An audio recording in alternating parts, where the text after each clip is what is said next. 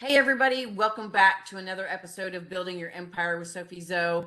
I am so excited for this week's guest. We're going to get down and dirty with the legal. Fun stuff. So today's guest is Jay Razzouk. He's a corporate attorney and founder of ProSCALE Legal. Jay equips coaches, influencers, and mastermind leaders with the little known legal strategies and paperwork that they don't even know they need to scale beyond 7 and 8 figures. Like most people, Jay doesn't like contracts. This is why he's pioneering the Pro Act, a turnkey framework to boosting your profits and building lifelong relationships while protecting your legacy. Drawing on his experience as a former Fortune 100 corporate reform attorney, Jay developed the Secure Scale method to remove the complexities and burdens online entrepreneurs face with legal compliance. Jay's mission is to take care of all the legal stuff for your online business so that you can scale with peace of mind. Well, Jay, you're a man after my own heart there because there is all that legal schmiegel that you have to deal with, even if you don't want to deal with it. And so it's really cool to know that you're a resource for these things. So that being said, I'm going to ask you the main question I ask all my guests. What is your best advice for business owners who want to scale to 7 and 8 figures and beyond?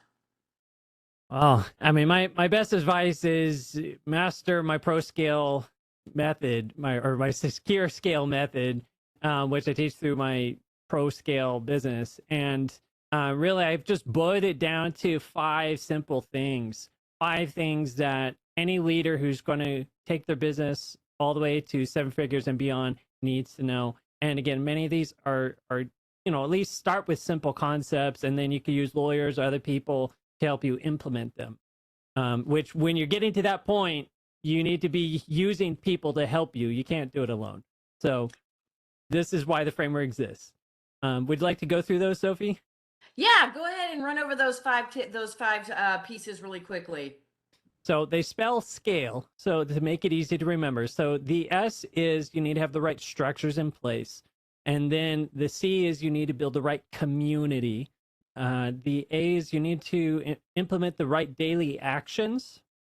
And the L is you need to have loss limiters. And the E will be you need to have an enlightened mindset. And quickly walk through those. So what are the right structures?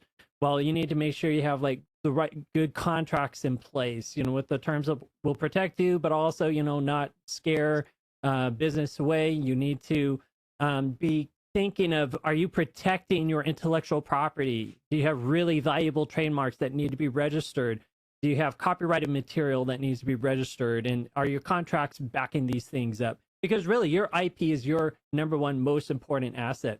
And as part of that also is like your client list. So are you making sure people are signing NDAs and other agreements also to protect your list and make sure they won't just turn around and compete with you? So that's just step one. Step two, then, you're building your community. I can't stress enough, and all the big CEOs know this. If you look, what does Elon say? What does Jeff Bezos say? The guys from Google, they all know building the right team is critical. You could have the best contract in place, but if you hire the wrong person, you could still end up with a litigation nightmare. So screen the right people, make sure they're a good match, make sure you really are a good judge of person. That's a skill that just is going to be worth its weight in gold. And in terms of clients too, make sure you have a really good vetting process and make sure it's going to be a good match. This is someone who will really benefit well from your product.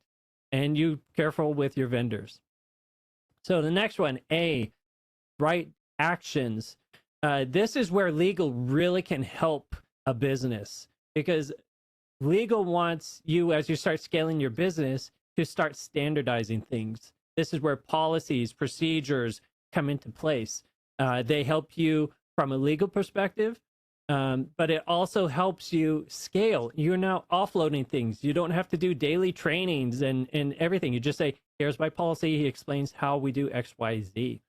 And when you have policies in place that encourage your employees to do the right things, that can help very much. If you ever get in trouble, you get sued, or the government investigates you, you can say, look, I have this policy. I tell my people they need to follow it. I take this seriously.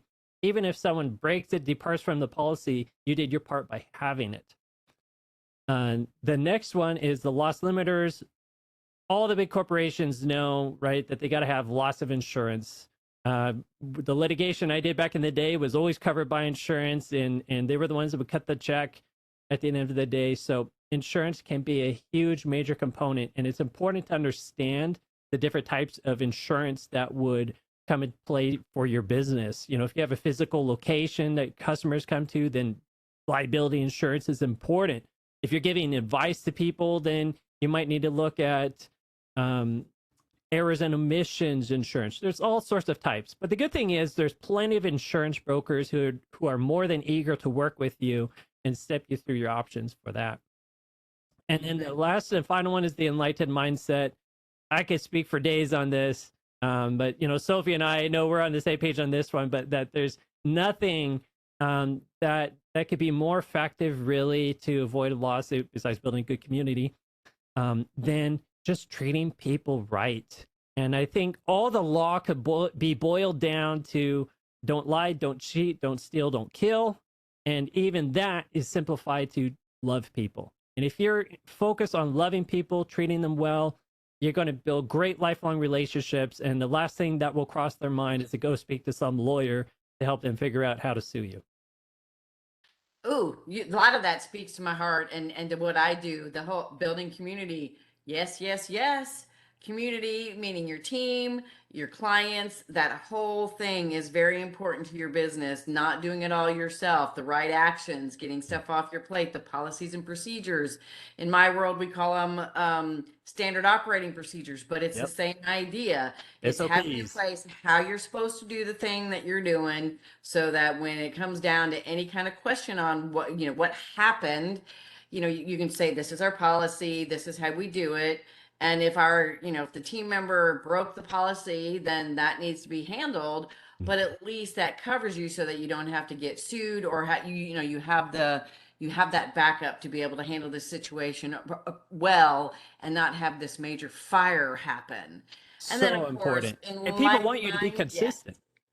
Oh yes, definitely. No, and then, you know, enlightened mind and insurance, all of those things. Yes, I love it because the bigger you get, the more revenue you generate, the more people you serve, and the more products you sell. If you're a physical product business, the more you need all of that. You know, the bigger you get, the more legal you have to have everything set up because unfortunately, we live in a world where there are many sue happy people out there and you need to be protected from that happening when someone comes to you and tries to do that. And hopefully, you know, if you have everything in place and that's all established up front with the client and the customers and whatnot, they won't even, you know, sue happy or not, they're going to see that they're not going to have a case and they won't even bother going to an attorney to try. So I love all that. So let's And that's see. actually a really important point. And I often stress that to people about when you're scaling, you really do grow in 3 dimensions as a business, or at least 3. One is, yeah, you grow in terms of your finances, so you have more money, which definitely puts a bigger target on your back. And then more laws kick in as you have more money. You grow, you scale in terms of relationships, as you mentioned. So you now have more potential relationships that could go bad, more opportunities to get sued. So again, you want to make sure you're covered with those as you grow.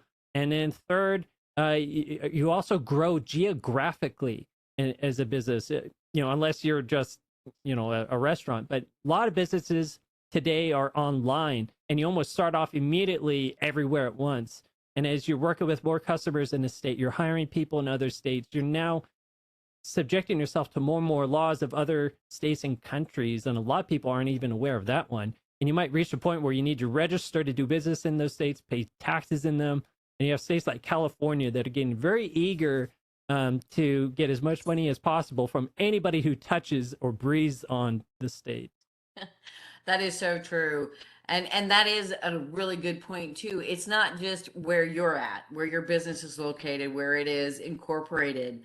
When you are, especially as an online business who is doing business at least nationwide, if not worldwide, there is so much more to consider and you really have to be careful with that because what, you know, happens in Europe with a client or a team member is, you know, governed and overseen differently than your clients and team members in the States or even in Canada, anything like that. So That's right. you've got a Western hemisphere thing and an Eastern hemisphere thing too, that even complicates things more. So I do love that, you can help them cover all that.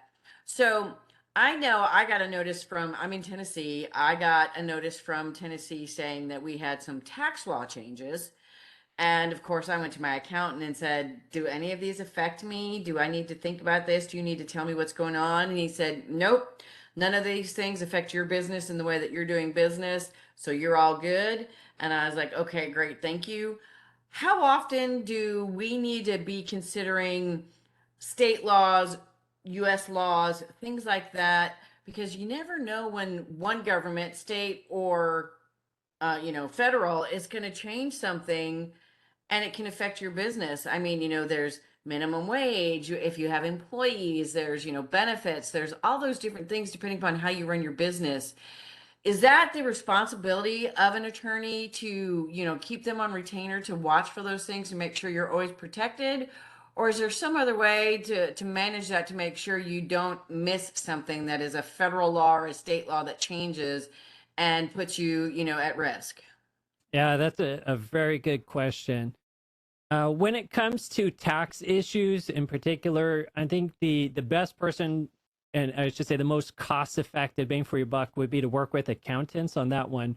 They're specialized in the taxes and watching that all the time, and they get updates and then could update you. And accountants are also very well trained, just like lawyers too, to think in terms of risk. And risk is like one of the most important words I think anybody scaling to 7 or beyond figures needs to understand, because as an executive, you have to understand risk, what it is, how it could be good, how it could be bad, and how to manage it. And when you understand risk, you really can then understand where do you need to focus your attention. So if something, has a low probability of happening, and if it does occur, the damages to you are very low, you don't need to give it much attention. But if it's very likely to happen, and let's say it's going to cost you a lot of money, then that's something you need to really watch carefully.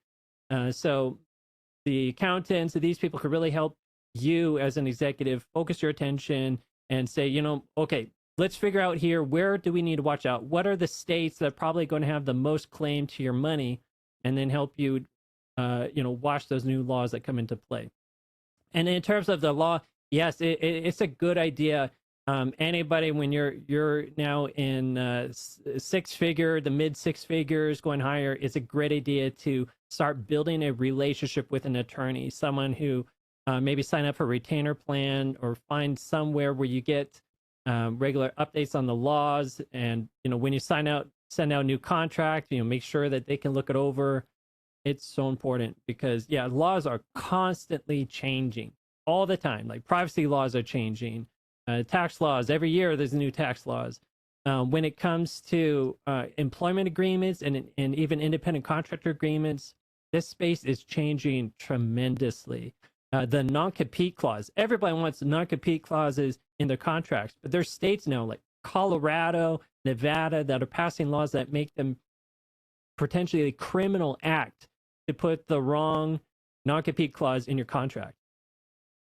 Oh, wow. Criminal That's act. crazy. Yeah, so you could potentially go to prison, pay fines because you put in a non-compete clause in a contract with someone that you shouldn't be putting that in with, like an employee who doesn't get paid a lot of money. Oh, wow. That's crazy. I did not know that. So good to know. All right, Jay. Well, this has been a really amazing conversation, and I'm sure it's completely helpful to all my listeners. So I want to give you a chance to tell everybody where to find you, to learn more about your scale method and all of that you offer. And then if you have something to offer them, a freebie or anything you want to put out there, this is your chance. Let them know where to find you, and let them know how they can learn more about you. Great. So you can find me on Facebook, LinkedIn. I'm the only Jay Razzouk on the planet, as far as I know. But also want to give a special offer to you to let you know about that. About every month I do what's called a leaders legal session, and we go through and talk about some of the emerging issues in terms of contracts and the internet, these sorts of things.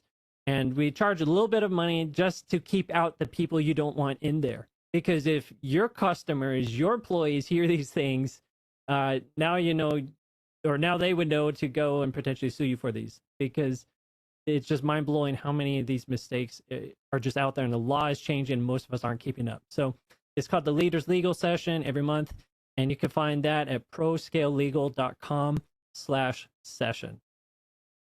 Got it. Love it. Love it. And now, just one last little question around what you do. Do you provide legal services now, or just or programs to teach people about their legal needs they need to be covering? Do you actually do any of the legal work for them, or are you just teaching them what they need to know, and then they need to go find the attorneys and the other people to help them with it? Great question. So, ProScale Legal is my legal coaching business, where I'm really focusing on helping people prevent things from happening. Just like, you know, a good doctor should help you from ever getting sick. That's my goal. I want to put litigators out of business. But I do also help people as a lawyer, because everybody needs legal advice too. And I love acting as a general counsel for, you know, coaches and people scaling to 7 to 8 figures. That's that. I love helping them stay out of business, get their legal in place. All right, awesome. So you're a two-factor guy, so to speak, with, you know, you're teaching them what they need to know to be legally in business at the level they're at and to cover all aspects of it. But if they also need an attorney and the legal advice, then you can help them with that too, which is always good, because sometimes you want that all in one place. And so that's why I asked the question if they could get both from you, or if they have to get part from you and then go find an attorney or that kind of a thing. So I still have awesome. the done for you services, definitely. Okay, very good. Good to know. Awesome. So, everybody, thank you for listening today. It's been a really good, different topic than usual. You didn't think I'd bring you this kind of advice on scaling to the next level and beyond, did you? So, definitely take a listen. If it speaks to you and you haven't already subscribed, subscribe, share it with other people, because we really need to get the word out to make sure that all those businesses out there that are scaling, that they're doing it with the proper legal things in place so that they can do it securely, safely, and stay that way. So, Jay, thank you for being on the show. Thank you to my listeners for showing up, and we will see you again next week. Thank you, Sophie.